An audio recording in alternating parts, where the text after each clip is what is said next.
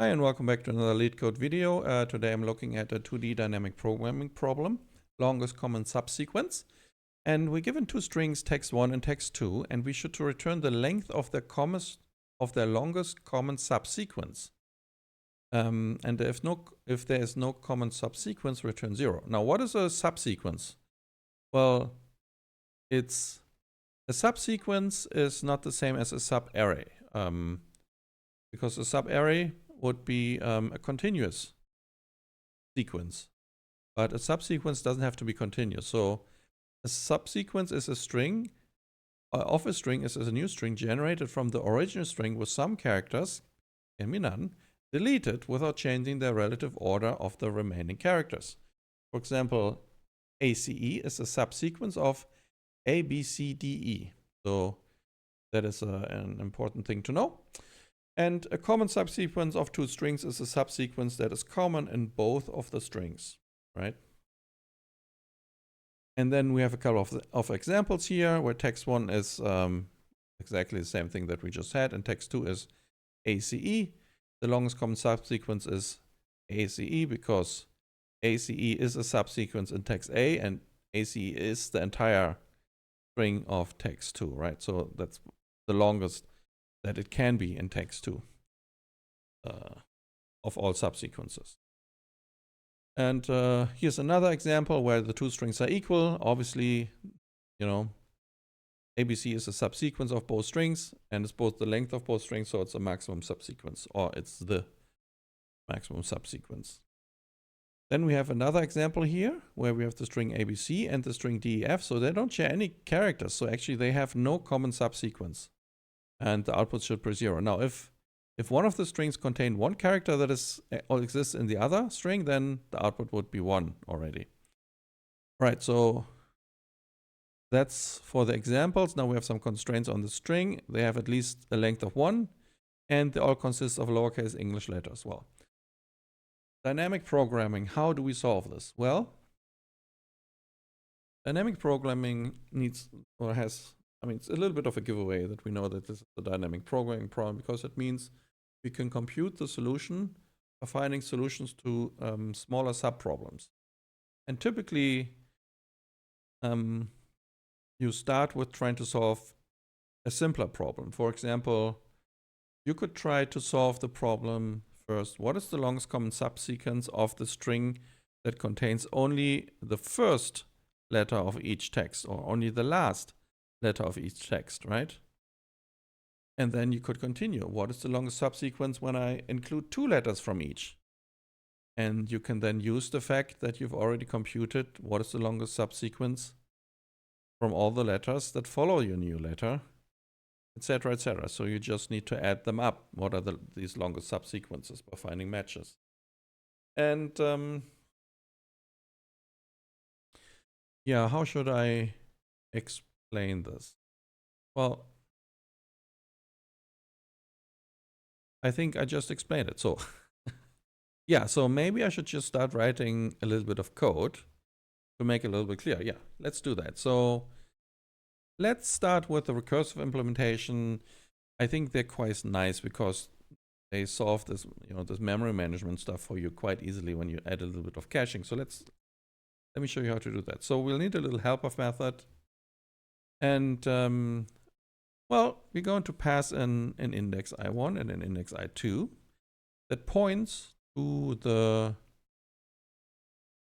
well, that points at the end of the string when we begin. So what we'll do is we'll do a bottom-up approach where we return helper length of text1. So it actually points to the last index of text1 and the last index of text2. And we will work our way up until we build up the solution of where we reach the maximum length for text1 and text2, and not just, pointing to the last character. So that is the case when our indices become 0. So that would be our base case. So let's add the base case. If I1 is equal to 0, well, how many different ways are there then to, well, or what's the longest common subsequence? Well, in our definition, it's going to be 0. we can't add anything.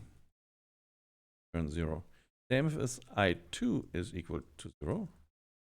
Also going to return 0. So those are our base cases where we terminate the recursion. And okay, now we know that I1 and I2 are not 0, and they actually point to characters in those strings.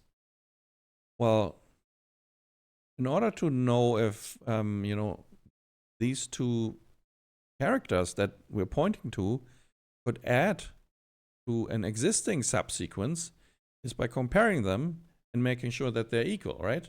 So if text at position I1, and we have to do -1 since an off by 1 error, the length of text 1 is pointing, we were just to plug that in here, would get an index out of bounds error. So we have to adjust for that.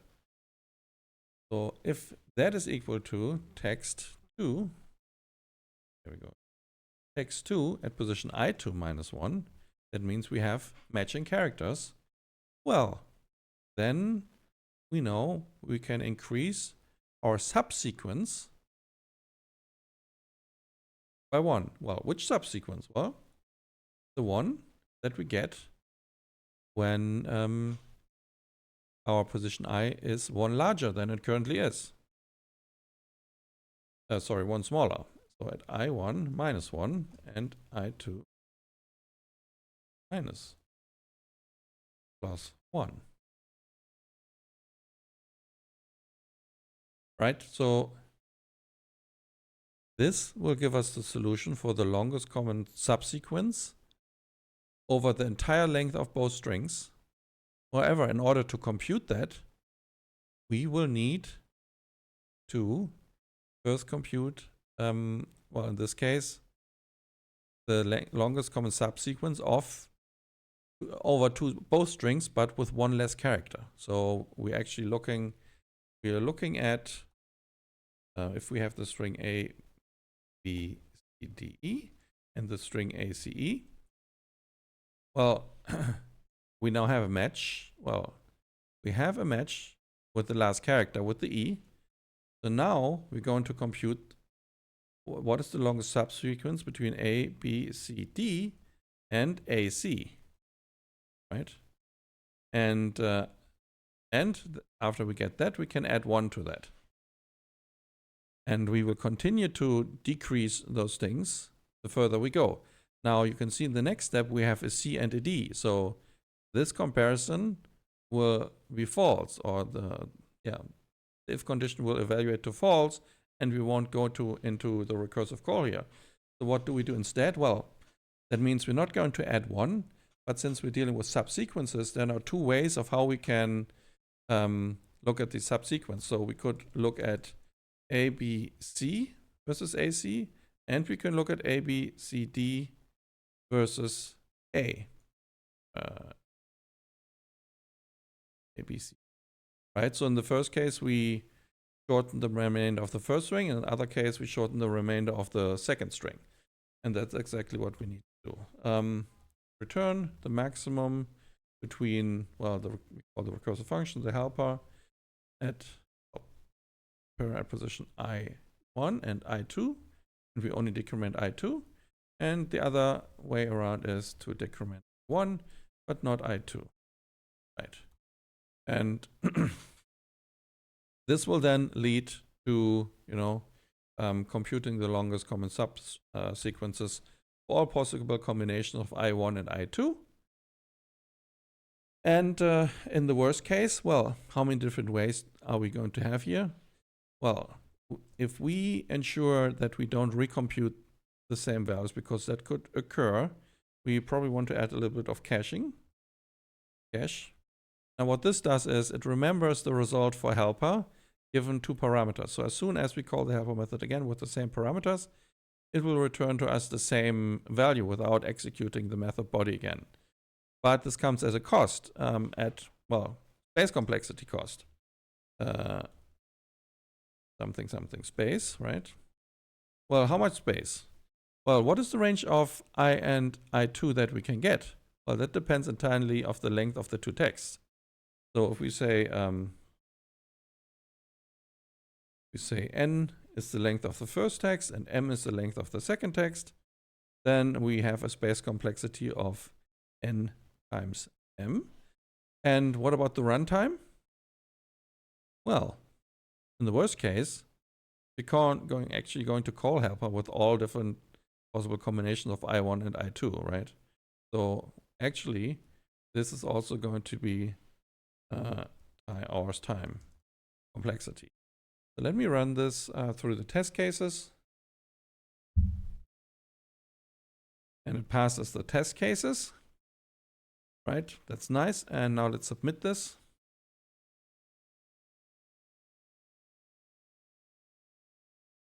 And that works as well. Now, I would encourage you to also look at maybe some of the other solutions. It is quite possible that when you look at an iterative implementation, that is maybe maybe a tiny bit more tricky to implement. It's possible that you could bring down at least the space complexity a little bit. So, so that might be worth to check out. And otherwise, I think this is quite an elegant solution. So little code to solve a dynamic programming problem. You really just have to think about, what is your base case? Well, if the index is 0, then we have no characters to compare. So the length of that is 0 of the longest common subsequence. And otherwise, the longest common subsequence is the one, well, of the characters -1 plus the next character, blah, blah, blah, blah. And yeah, and the recursive call in case you don't have the two ways you need to call the recursive function when you don't have character match at position I1 minus 1 and I2 minus 1. That's pretty much it.